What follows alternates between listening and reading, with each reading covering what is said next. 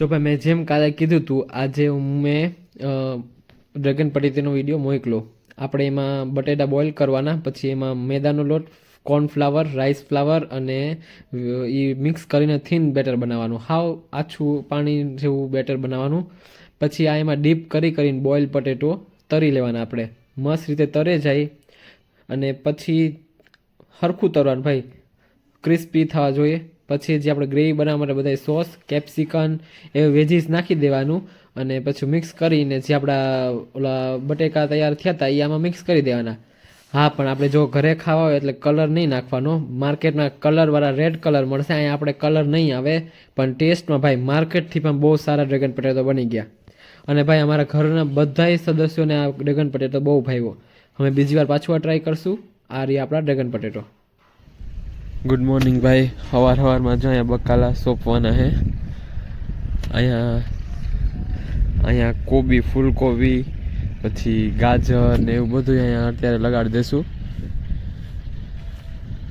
બાકી જો અહીંયા તો અડધું બકાલું છે અને અહીંયા એક લાઈન બાકી હતી તો એમાં અમે લગાડી દઈશું.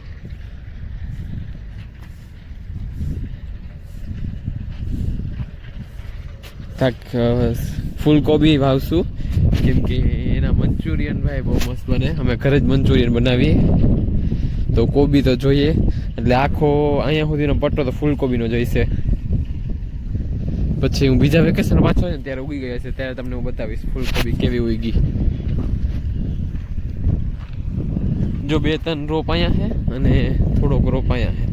હા, હમણાં લગાડી દેશું.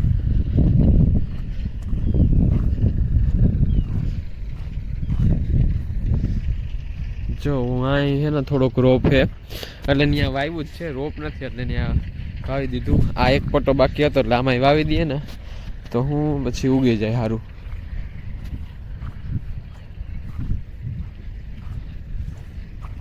બાકી જો ભાઈ વાં હે ને અત્યારે માંડવી હમી કરે છે. જે ખરાબ માંડવી હોય ને એને હરખી વીણી અને અલગ ઠગલો કરે એટલે માંડવી હરખી થઈ જાય અને આમાં પણ બધું હરખું હોવાઈ ગયું. હવે થોડોક ટાઈમ રેસ્ટ પરવારી ગયા બધા એમાં કામમાંથી. હવે જો ભાઈ આગળ ટ્રાફિક જામ થઈ ગઈ. અહીંયા ઘર, અહીંયા ગેટ છે, અહીંયા સુધી ટ્રાફિક ગયો તો 2 મિનિટ સ્ટોપ કરી દઈએ. બકરા હતા વયા જાય. અને જો અત્યારે હેર કટ કરાવીને આવ્યો છું અને હાલો હવે ઘરે જ નાહી લે. તડકો છે તો ઠંડી પણ ન લાગે. ચાલો ભાઈ મળ્યા. ભાઈ અમે અત્યારે માર્કેટમાં આવ્યા હતા, સુપર માર્કેટ. અહીંયા ઘડિયાળની શોપે ઉભા રહ્યા. 2-3 ઘડિયાળમાં સેલ નખાવાનો હતો એટલે.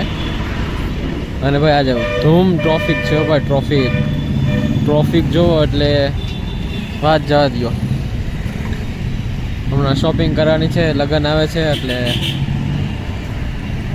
હાલો ભાઈ ઘડિયાળમાં સેલ નખી લો પછી વાત. ભાઈ મમ્મી સાડી સિલેક્ટ કરે ત્યાં સુધી આપણે બારે જ વેઇટ કરીએ. ભાઈ આ અમારું સુપર માર્કેટ છે. અંદર કેટલી ગલીઓ છે એમાં બધું મળે.